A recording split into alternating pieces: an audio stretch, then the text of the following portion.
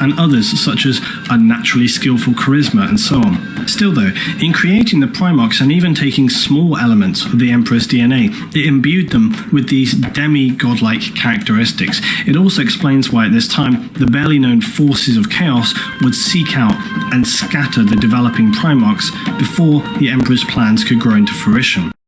Little is known of this Primarch scattering event, but it has been suggested that the dawning forces of chaos felt this expanding power from humanity to threaten them, and in an effort to slow or negate it, they reached out into the mortal world to seize and scatter the fetal Primarchs across the galaxy. Each world they found themselves on would surely in time come to realize that they were far from normal, often finding themselves as a natural leader in command of the systems that would become their home. Later the Emperor would one by one discover and reunite the Primarchs with their legions, establishing one of the most powerful military forces the galaxy had ever seen. The Thunder Warriors, though, were undoubtedly the early prototypes for the Astartes project, which subsequently makes their untimely end all the more tragic, as their sacrifice was so great, yet the memory of them was totally obliterated. The Astartes project would continue in a pragmatic manner. Each of the early legions at this time contained barely a few hundred marines. Their equipment was lightweight and somewhat improvised by comparison to later standards. They trained their minds and bodies to be the will, might, and rule of the Emperor. Time would pass and their numbers grew. Each legion was divided not only for organizational reasons, but also for practical reasons. Because of their adapted genetics that were drawn from the Primarchs, some carried traits and psychological behaviors which would not have been found comfortable comparison with their sibling legions. This segregation also allowed them to focus their bonds to their brothers in their own legion, creating a near unbreakable kinship between Astartes. If the newly created Astartes would be the Emperor's scalpel, his gleaming pinnacle of human achievement, then the Thunder Warriors were certainly a mace used to bludgeon the remnants of humanity back into submission. The Thunder Warriors were genetically stronger though, tougher, and could even be stronger in battle than the newly created Astartes, which is something people often forget. They were a rough, brutal instrument, but ultimately a temporary solution to a violent problem. The Space Marines would serve not only as a weapon, but as beacons to mankind, a glimmer of what humanity could hope to be. The dark times to come, however, would show that this was a misplaced belief, that while the Space Marines were created to represent, they ultimately proved as susceptible to the basic flaws of mankind as any other mortal. The Emperor's campaign on Earth would now come to a close. He began establishing the fundamental elements of a civilized, modernized society in government administration, economy, and infrastructure. An important figure in this process was a man known as Malcador, the Sigillite. He had a vast knowledge of such matters and carried himself with the bearing of a priest. He was appointed to run the courts and palaces of the new empire, the right-hand man of the Emperor.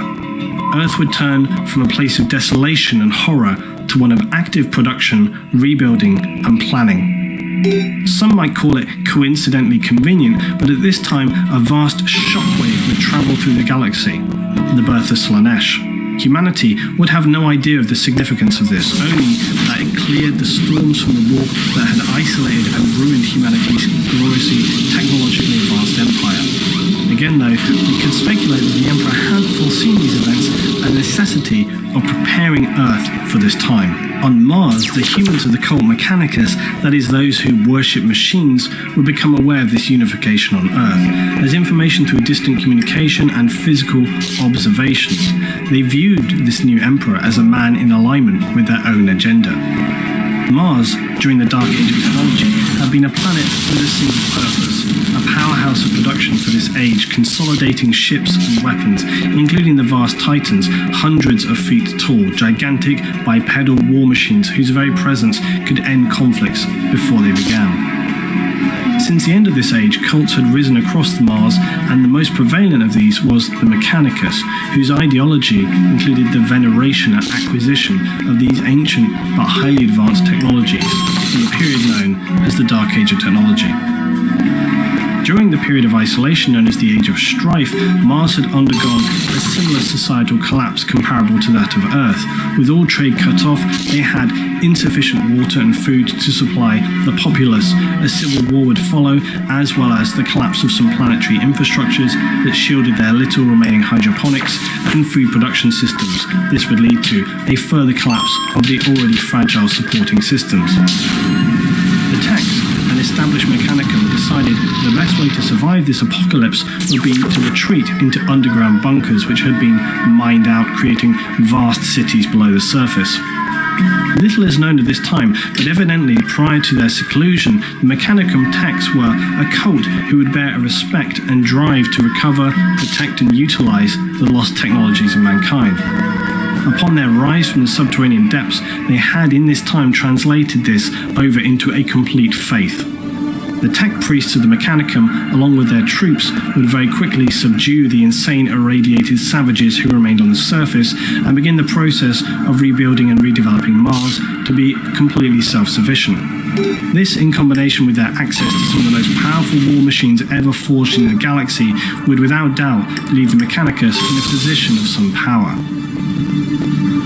To the cult of Mechanicus, who were now becoming aware of this emperor figure who had surfaced on Terra, a man of science and technology, this was obviously appealing to the Mechanicus, and some tech priests on Mars even began to suggest that the emperor was a man of such power as to rival their own machine god and fulfill an ancient prophecy in their faith of techno-mysticism. Debates raged on Mars between the priesthood regarding how to treat this new development.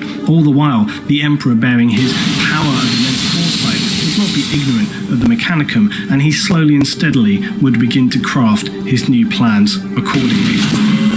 Plans for a crusade on a galactic scale never before seen. Its purpose? To locate the lost Primarchs, to reunite the territories of humanity, forge a new Imperial Empire, and thrust the Imperium of Man into a position of complete dominance and power throughout the galaxy.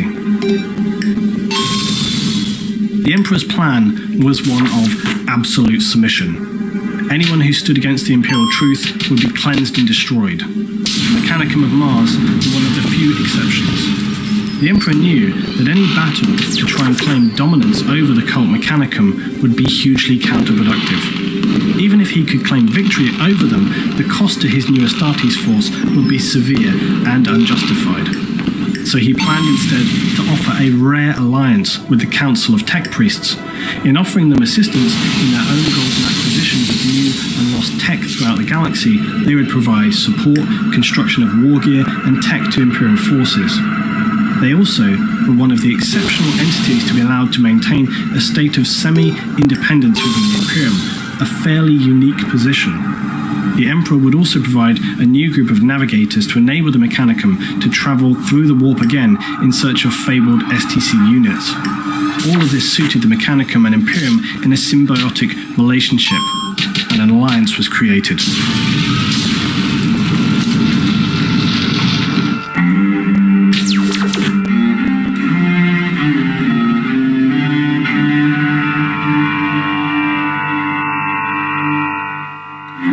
And so we reach the beginning of Millennium 31. With Mars now allied to the Emperor's Imperium, the Legiones Astartes war machine had significantly expanded. The Mechanicum would provide the battle barges needed to transport the Space Marines throughout the galaxy. They also brought to the table the Titans, some of the most powerful war machines ever created. Their very presence on approaching a humanoid system would often be enough to prevent a conflict. The shock and awe of facing such incomprehensible opponents would quickly lead a populace to understand they had no hope of preventing the Imperial Expeditionary Forces from achieving their goals. The crusade would initially be led by the Emperor himself as he commanded a massive fleet of Astartes. As the crusade gathered pace and the Primarchs were recovered, these expeditionary fleets would number in the thousands. Before we talk about the crusade itself though, which I have tried to condense as much as possible, I want to first talk briefly on the Astartes or Space Marines. Now, a regular misconception about Space Marines is that because they wear near identical armor and were originally produced via a variation of cloning, or at least grown in a lab, that they somehow have no personality or little differentiation between them. It is also often assumed that Space Marines will blindly follow any commands given to the letter, no matter the consequences. After all, they are the superior, unquestioning warriors in the universe, right? Both of these myths is fundamentally wrong. Each Space Marine is an individual person with their own character, traits, to an extent personal principles. There are many documented events in which these human elements would have a role to play in subsequent events. Space Marines, although superhuman, are still human, and as such the Emperor deemed it necessary to have a senior position with whom Astartes could use as a point of reference to discuss matters of morality, to understand their purpose, their mission, and sometimes to give guidance beyond purely military matters during the Crusade and the Expeditionary Forces. Enter the Iterators. Imperial Iterators were the most persuasive of public speakers. They are masters of manipulating the crowd's opinion, and Iterators would counsel also Marines as they voyaged through the galaxy. But their role went beyond this and was critical at the inception of the Great Crusade. They were placed among the Expeditionary Forces to aid in reuniting humanity and turning lost human civilizations to the Imperial cause. The Emperor appointed them to spread the Imperial truth. Truths such as the rejection of religious faith to enforce secular rule, and unnecessary wasteful squabbling over power and resources. These were all seen as significantly counterproductive and opposite to the objectives of the Imperium. The first Primarch to be reunited with the Imperial fleet was Horus of the Lunar Wolves. He greatly admired the Iterators' work, so much so that he asked them to also tutor his captains and legionnaires. Horus believed that once the crusade was completed, there would be an end to the war, and that the Astartes would first need to find a peacetime vocation. The most famous Iterator during the Great Crusade was primary Iterator Kyril Sindaman, who served aboard Horus's flagship. Iterators are seen as the precursors to Imperial Guard commanders and Astartes chaplains. The Iterators and then later the chaplains are an example of the more human services required by Space Marines. Documented records have shown that they have been regularly known to question ethics, purpose, and even their own morality, despite an Astartes essentially being immortal. They are destined to die in battle, as that is their true purpose. And despite this predefined fate, they are far from the emotionless drones that some would assume. They are a living embodiment of humanity, a distillation of spirit and mind. The Emperor's Great Crusade to reunify humanity had begun in earnest. This was an operation on a truly epic scale. Millions of troops, tens of thousands of ships forged by the Mars Mechanicum. This would be humanity's defining moment, to reach out and forge the greatest empire in the galaxy. The Imperial Forces comprised soldiers, naval officers, and most importantly, the Astartes legions. They were configured and divided into expeditionary fleets supported by all manner of cruisers, transports, scout teams, dropships, and so on. Commanded by the Emperor and his war council, but also by individuals placed in charge of these expeditionary forces. It's important to remember that these forces were as much exploratory as they were tasked with an important mission. A great deal of time had passed during the Age of Strife, as well as incalculable quantities of data had been lost in the process. The Imperial Forces simply didn't know exactly where all the colonies were, nor their status. Had they been destroyed in civil war, alien genocide, or perhaps the opposite, and expanded to a degree where they would not need aid, but instead submission? All of these were unknowns. Many locations could be estimated as to whether or not they had been colonized in the past. The Mechanicum could provide some information from past scripture as to where human colonies had been located, although more importantly, they wanted to know where we could find ancient and undiscovered technology. The expeditionary fleet would even initiate a search on the basis of myths and rumor. No stone was to be left unturned in the search for the lost civilizations of mankind. Before they embarked on their journey though, one other important task was required.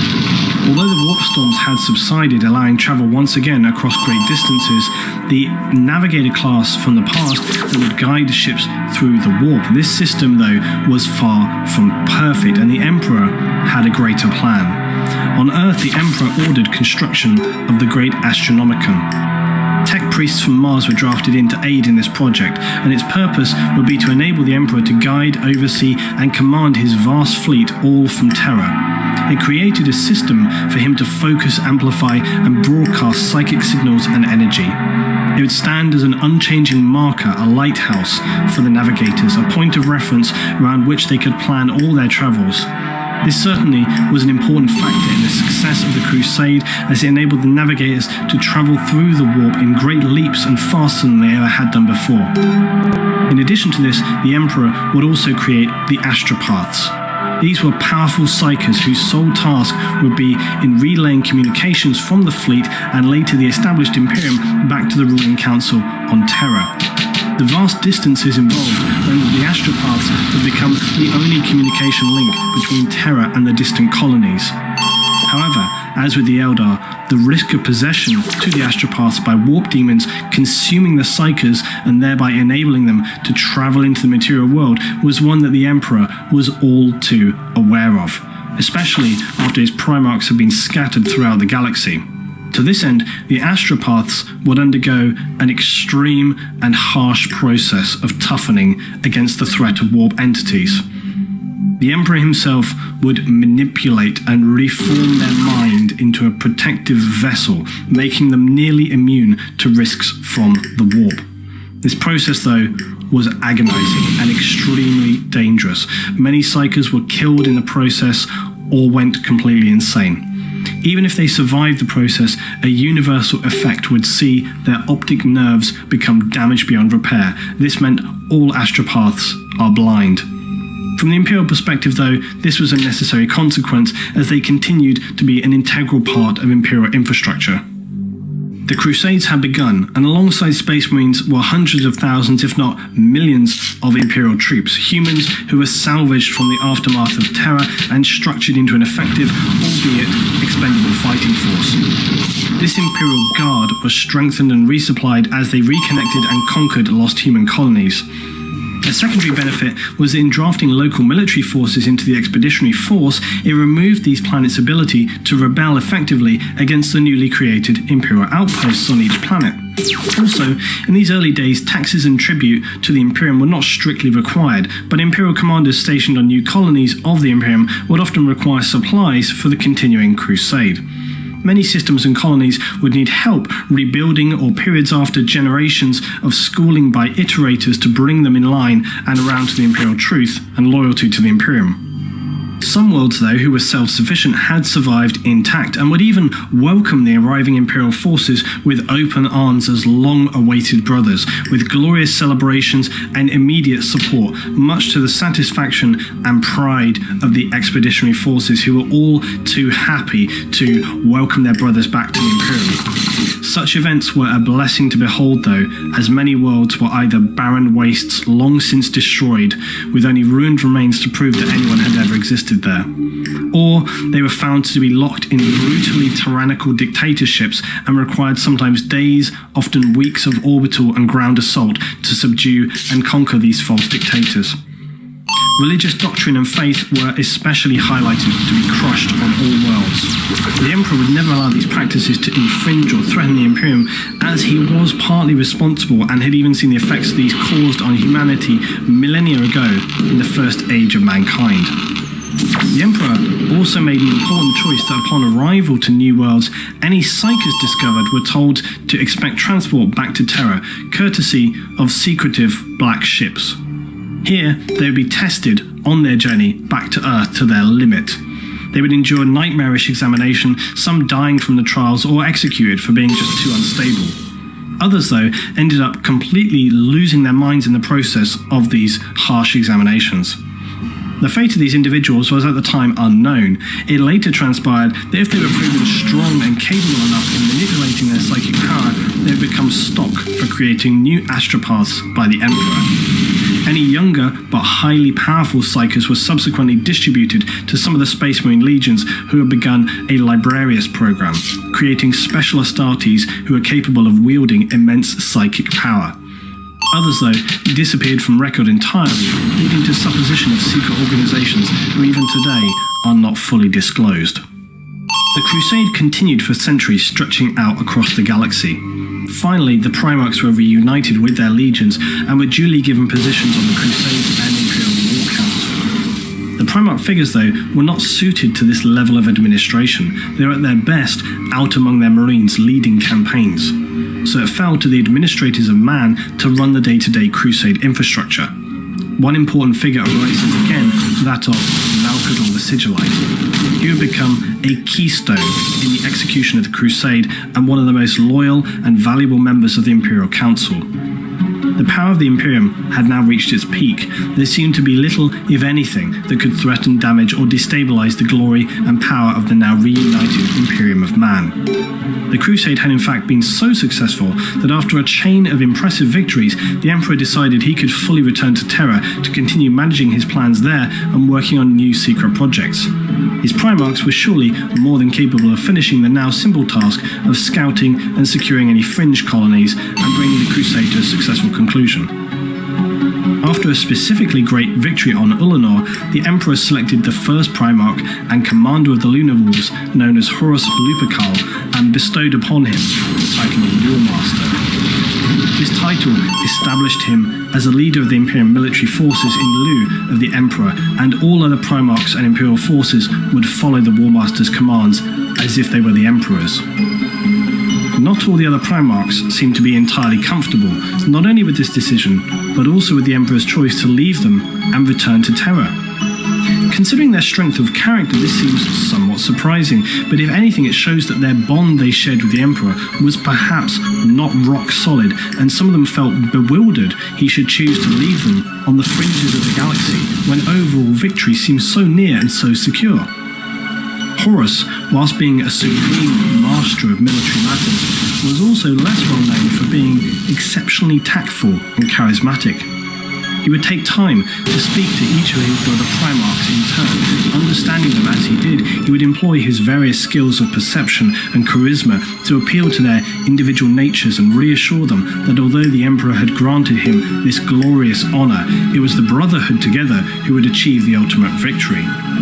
This helped quell some of the disquiet, but it was not only the Primarchs who felt bemused that the Emperor had abandoned them, and in time, this in combination with other unfortunate events would lead to the darkest of catastrophes. In fact, there have been many examples throughout human history where withholding information would lead to disaster, and this period for humanity would be no exception.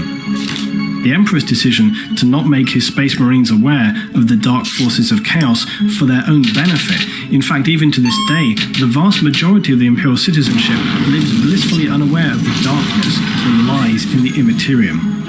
The Emperor's precise reasons for this are not crystal clear. Perhaps he felt that humans were too easily persuaded or tempted by the promises of quick, easy power. But whatever the reason, the consequences for the Primarchs and Space Marines to not be able to see this danger, as well as the Imperium, would be disastrous. The Astartes legions had encountered vague clues and shrouded warnings on some lost human worlds they encountered. Whispers in the wind, apparent possession of Marines. Horus and his Lunar Wolves discovered direct evidence of some dark force when they encountered a lost but highly advanced human colony known as the Interrex in the later stages of the Expeditionary Crusade. As the fleet travelled to the Interrex homeworld, they engaged in extended, peaceful negotiations. Again, this was an example of the Space Marines, and notably Horus, not giving preference to immediate combat, but in choosing a peaceful option if this was viable to them. It was always preferable. Their mission of Imperial truth was without question. It was the only resolution that would ever be acceptable to the fleet, though. Now, during this encounter, Garviel Loken, who was the Lunar Wolves' 10th captain and a member of the Mournival. The Mournival was a close and under Imperial rule illegal clique of brothers, but one which Horus had allowed to exist so as to help advise him on matters of importance. Loken was among the War Master's party when they attended a reception with these Interrex during negotiations. He was drawn into a casual conversation with one of the Interrex, a guard, who admitted that the Interrex had learned to tread carefully with any newcomers to their people because they feared the taint of chaos with a K on these newcomers.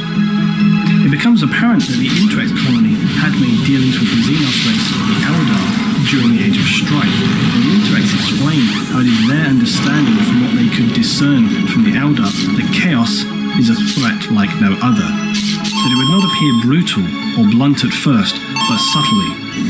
They feared chaos deceptively approaching their space, posing as a friend, seeking to bleed its way into their confidences, and then destroy them mercilessly from the inside out. Loken was shaken at these unknown revelations, and the War Master Horus would later assure him that there is no fundamental evil in the galaxy, and that is the end of the matter. But the seeds of suspicion are planted. Loken cannot shake this feeling that something, somewhere, is wrong. Before he'd have any opportunity to follow up and explore these doubts, a break-in occurs in one of the Interrex's most sacred museums, and a highly advanced blade known as an anatheme is stolen. At this time, despite Horus's pleas for restraint, negotiations would now collapse, and the Lunar Wolves and the advanced Interrex would fall into all-out conflict.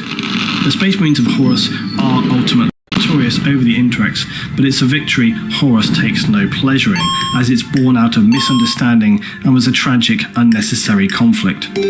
These events, though, would become just a singular fragment in a deteriorating pattern of troubles that would haunt and gesticulate within Horus, as well as his unease then irradiating out into his brother Primarchs, the Mournival, his and other legions. Unbeknownst to Horus, a sequence of events had been now initiated, and their cascade could not be prevented.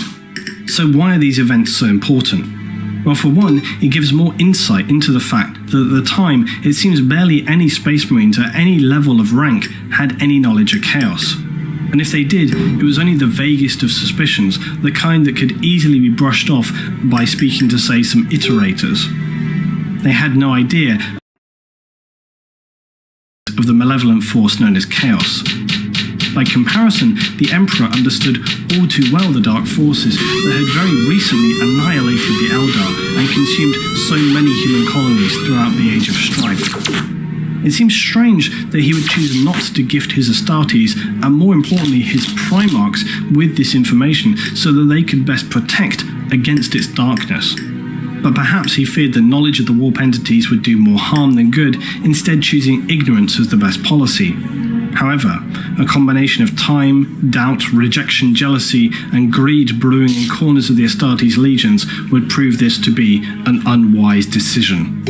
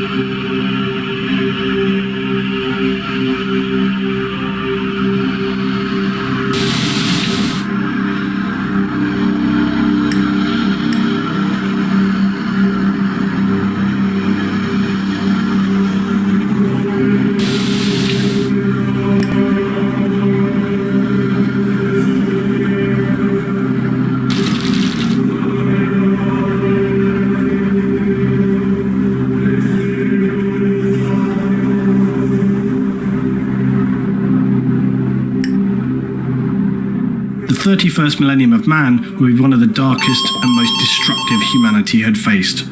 It would bring the newly established Imperium to its knees and deal wounds so severe it would never truly recover. I need to say that this section of Imperial lore is vastly complex and heavily documented.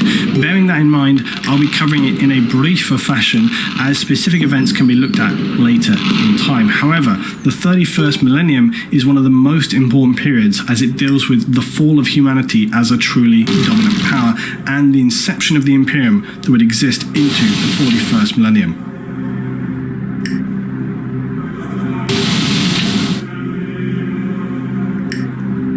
The Horus Heresy. This was essentially a mutiny by several Primarchs and their Space Marine legions, a betrayal against the Emperor and the Imperium instigated by the War Master Horus Lupercal. Now, considering how much is written about these events, it actually takes place over a very short timescale in the general scheme of events in 40k, lasting for only about 7 years. As I already outlined, this rebellion ultimately was orchestrated by, at this time, the unknown forces of chaos.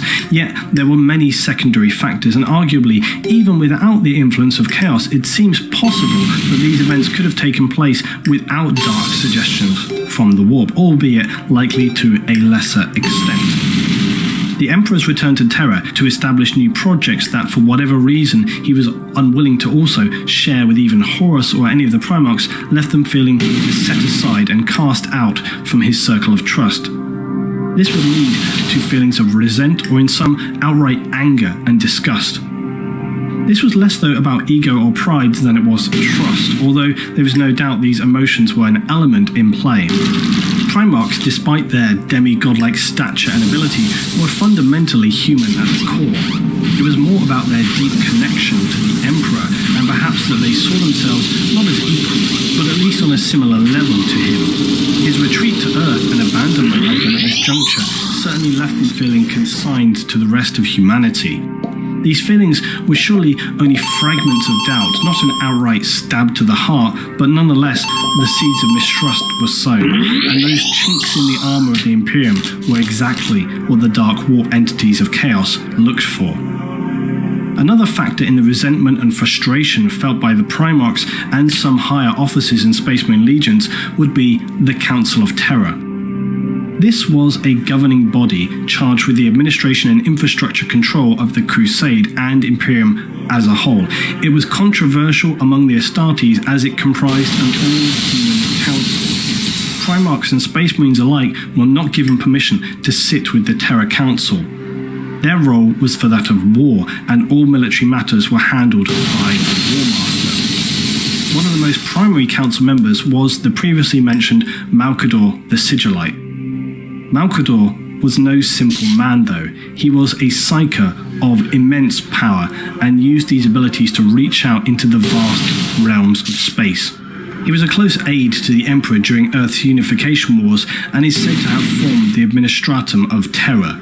So he is no mere administrator, but a vastly important figure, as important in fact as any Primarch. Some of the Emperor's sons, though, did not feel that the Imperium should be run by human bureaucrats, and so the Council of Terror would become another chip on the shoulder and a contributing factor to heresy. One last and specific act, though, would turn at least one Primarch away from the Emperor and continue to raise doubts in others: the disciplining of Lorgar. Lorgar was the Primarch of the Word-Bearers, or as they often referred to themselves, the Bearers of the Word. The word referred to is the Emperor's word. However, the Word-Bearers were almost fundamentalist in their beliefs. Lorgar believed with every fibre of him that the Emperor himself was a divine being, one true god of mankind. They believed this to the core and preached it across their homeworld as well as any they encountered during the expeditionary crusades. But the Emperor had long since outlawed any concept of belief and religion, imposing a strictly secular rule of law in the Imperial truth to create a constructively rationalist society. For the longest time, though, these religious emanations were suspected and tolerated by the Imperial Council, and even to an extent by the Emperor. Eventually, however, the word-bearers came under closer scrutiny by the simple fact that by comparison to other legions, they were unbearably slow with their conquest rate during the Crusade. An investigation fleet was sent by the Imperial Council to establish what was causing this slow progress. On arrival at some of the conquered worlds of the word-bearers, they found their answer. To the fleet commander's horror, they had discovered that the word-bearers had been spending years indoctrinating and converting the worlds to the illegal and false faith of the Imperium. This was a tediously slow process and took significantly longer than usual conquests, as was often so bloody due to the worlds initially resisting having an enforced faith. This egregious practice was considered an abject failure of duty by the Imperium and the Emperor himself. Worse still, it came to light that the word-bearers had been employing a standard practice to execute those who did not renounce their faith and accept that of the Imperium and Emperor as the divine faith, which only served to pour more fuel onto the flames of outrage. The Emperor was absolutely enraged by this notion that he should be worshipped as a god, and the actions of the word-bearers in his name, slaughtering those who refused to accept the Emperor's divinity, stank of the religious excesses that had so often poisoned human history, and the Emperor had witnessed firsthand throughout the ages. So the word-bearers had not only broken his principal rules, but also wasted vast amounts of time and resources. All the worlds they had brought into the Imperium had to be purged in an extremely traumatic process, wasting more lives and more resources. To balance these incomprehensible actions, the Emperor would publicly humiliate Lorgar. To publicly reprimand a Primarch in front of his Space Marines and even present humans was an unprecedented act, and it cut Lorgar to the core. In one encounter, his faith was publicly ripped from him by the Emperor, and all the worlds they had conquered were to be purged. Lorgar was beside himself, as were all the word-bearers, to not only have their faith burned away, but to also know that all their years of efforts counted for naught was an unbearable burden to carry. It is said that the Emperor did not want to break and ruin the word-bearers or Lorgar. He was not vindictive in that way. He wanted to merely set them back on the path to being an effective force for the Imperium and mankind. To cure this corruption, the Emperor turned to the glorious Ultramarines and Rogan Guilliman, known for his exceptional tact and unflinching loyalty to the Emperor. The Ultramarines were the word-bearers' mirror and shadow alike in so many ways and different in so many others. A living example of what the word-bearers had the potential to be. The Emperor ordered a task force comprised of Ultramarines, his elite personal bodyguards, and the Imperial Council regent Malkador the Sigillite. Their mission? To raise the capital city of the planet Kerr to the ground. A planet of high importance to the word-bearers, who considered its capital, Monarchia, the perfect city because of the citizens' intense religious devotion and the sheer number of cathedrals and monuments dedicated to the worship of the Emperor as the god of humanity. Following a temporary mass evacuation of bewildered human citizens who could not understand what crime they had committed, sent out distress signals to the word-bearers, who they considered to be angels. The Ultramarines, though, continued their mission and engaged in the orbital destruction of Monarchia. The Word-Bearers Legion arrived to answer the distress calls of the planet, only to find to their utter confusion the Ultramarines in orbit. The Word-Bearers were ordered to assemble planetside. 100,000 Marines were ordered within sight of the smouldering, razed ruins of Monarchia, where the Emperor himself stood. The Word-Bearers were forced, along with all others in attendance, including Lorgar, to kneel before him in the ashes of the city, which stood for all they had believed and done in the name of the Emperor and the Imperium. He explained to them in no uncertain terms that they had failed in duty, that their efforts had been futile and wasted beliefs were an abhorrence. He was no god, no angel, no divine being, but a man. No such belief would be permitted in his Imperium. The Emperor departed, leaving a Primarch humiliated and a legion humbled. Lorgar was physically and psychologically numbed by the Emperor's actions. The razing of the city of Monarchia was a trauma almost too great for many of the word-bearers to cope with, and had it not been for their strength of genetics, they would have likely been mass suicides and insanity. Lorgar himself, though, fell into a deep melancholy that would burn harder and brighter within him as days turned to weeks turned to months. Why is this sequence of events so important? In the future years of the Imperium, it was said that all that would later come to pass was born in this microcosm, that the mission and humiliation carried out here would be recalled as the catalyst of a galactic civil war. The ruination of the word-bearers is critical in understanding the next sequence of events. They were left reeling from the events on Kur, as well as the ritual humiliation and destruction of the Legion's faith. The fate of the word-bearers at this time is sketchy due to the destructive nature of this period and the events to follow. But it is known that they disappeared for a time, seemingly lost in a whirlwind of confusion, disillusionment, and even rage. The Emperor's hope that they would be set straight on the path of the Imperial truth was flawed, and their resentment hugely underestimated. Instead, they withdrew, wandering the galaxy, seeking, waiting for a light of clarity to guide them. It seems likely that Lorgar's fall began after Monarchia, that the dark powers of the warp reached out to him in his despair and offered him that which the Emperor had denied him, a divine power to believe in. It is not known whom these voices that counseled him were. It's possible, but entirely speculative, that as with Horus later, some of his closest officers, such as Erebus, the word-bearer's first chaplain, would be the first to be corrupted and then begin the spread of darkness. What is certain, though, is that when the word-bearers reappeared to rejoin the Great Imperial Crusade, they appeared to be refocused as the Emperor had hoped. But this was far from the truth. The word-bearers now no longer served the Emperor or humanity, and were the very first Space Marine Legion to fall to the darkness of chaos. The war between humanity and chaos would still not come until more of the Emperor's crusading forces had been seeded with dark betrayal.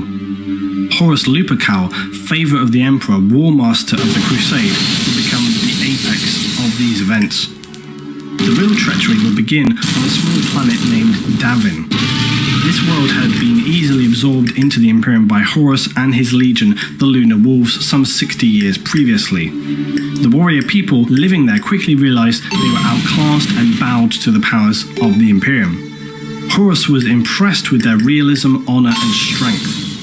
Spending time there, the Lunar Wolves brought away from Davin the concept of the Warrior Lodge, a close clique of senior brothers who would share their knowledge and opinions evenly without rank obstruction. The concept of lodges, guilds, or clans within a legion or imperial force was strictly outlawed by the Emperor as something which could brew dangerous opinions and dissent, as evidently turned out to be the case. Horus decided that he knew better. Now, Erebus, the aforementioned first chaplain of the word-bearers, was at this point fully corrupted by chaos. He reported to the Lunar Wolves that Commander Temba, the governor of Davin, and his forces had turned renegade and dug themselves into a fortress on Davin's moon. Horus led an assault force to clear the moon and extract Temba personally.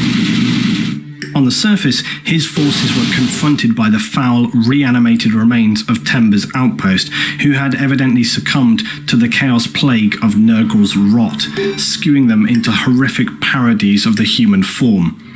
Horus slew the grossly altered Temba personally, but not before Temba managed to strike a blow to Horus using the advanced blade, the Anatheme.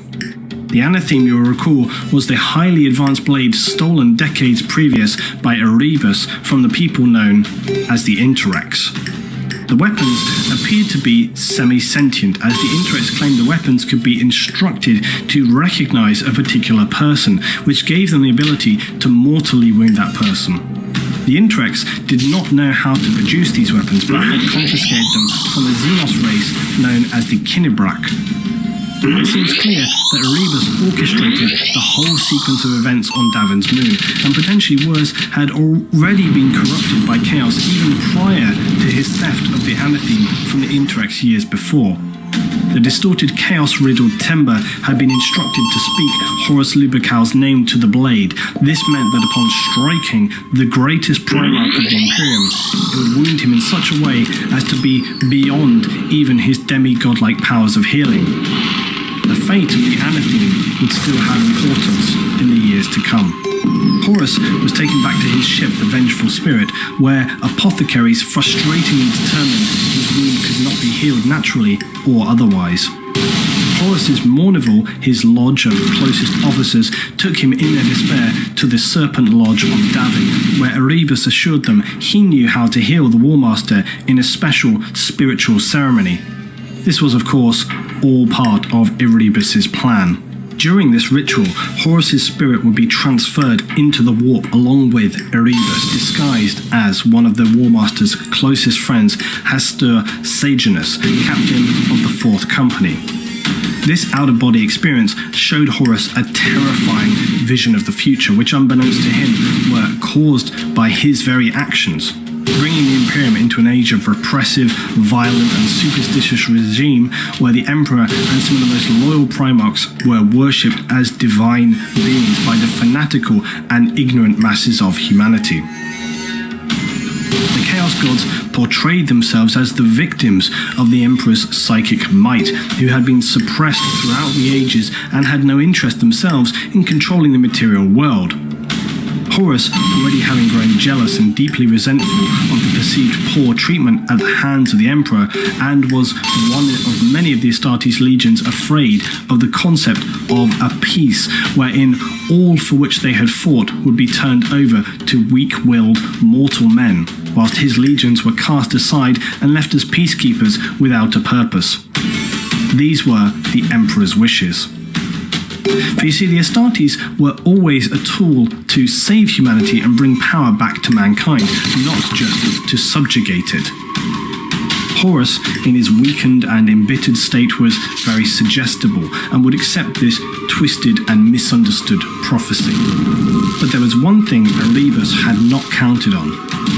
Horus's brother, Magnus the Red, Primarch of the Thousand Suns, a legion and chapter who had widely embraced psychers and their unique powers, had continued to study the forbidden arts of warp manipulation and sorcerous powers.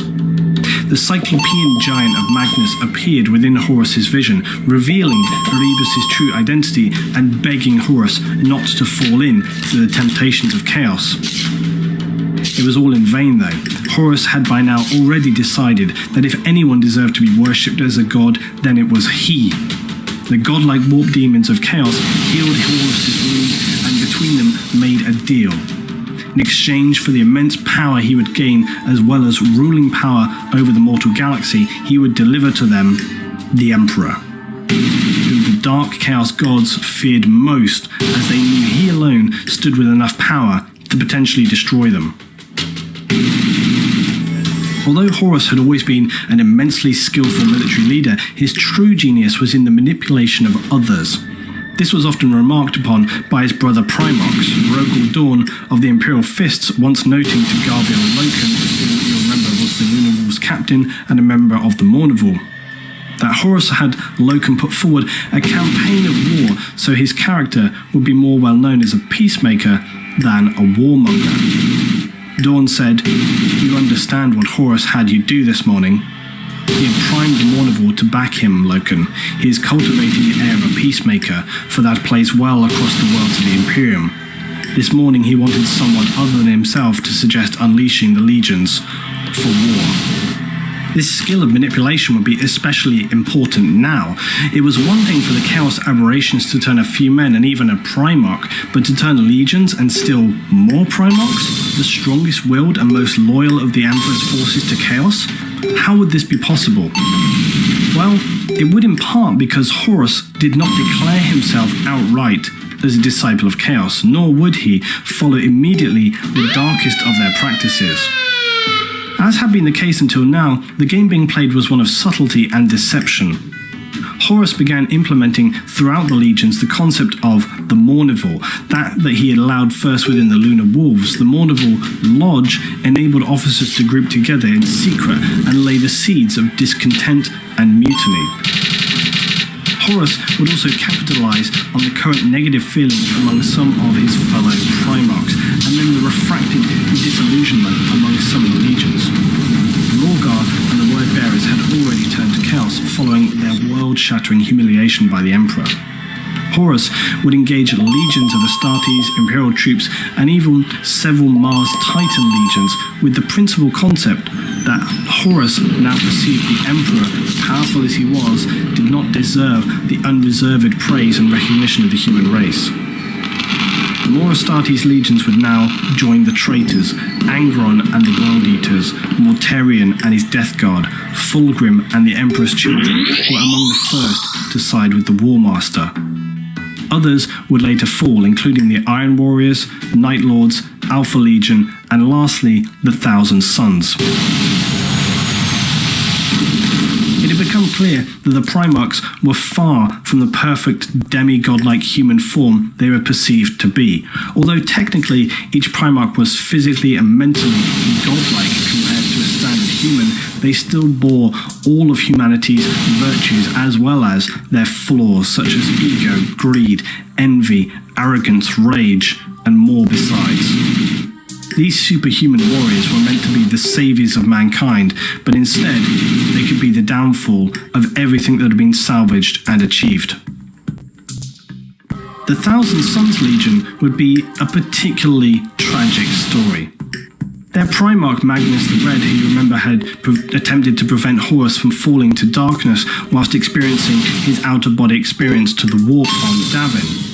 Magnus and the Thousand Sons Legion had begun to use psychic powers and warp sorcery as part of their legion's general practices. This was actually outlawed by the Emperor, who was cautious of using psychic power in only controlled services. It's surprising they chose this path to break with Imperial law. However, it seems that they actually bore a natural affinity for such practices, and as with many things, likely started out small before becoming more widespread.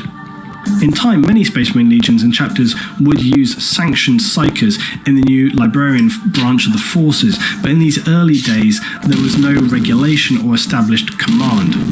As a consequence, many of the Thousand Sons Marines would suffer whole body deterioration, as they would eventually become consumed by the warp powers unable to control or prevent this. It was for this reason that Magnus the Red was able to travel into the warp and see Horus in his most dire of situations. Magnus, after this incident, was so grief-stricken that rather than physically travel to Earth and speak to the Emperor, which now in hindsight would have been a far better choice, he chose to use his psychic power to reach out and speak to the Emperor himself at the Imperial Palace on Terra. But this would shatter all the psychic wards the Emperor had placed on the palace and severely damage the project being secretly worked on by the Emperor. This itself was connected to the psychic paths of the Webway, the gateways used by the Eldar, and previously, the Old Ones. His choice by Magnus was catastrophic and a rash miscalculation. His psychic assault on the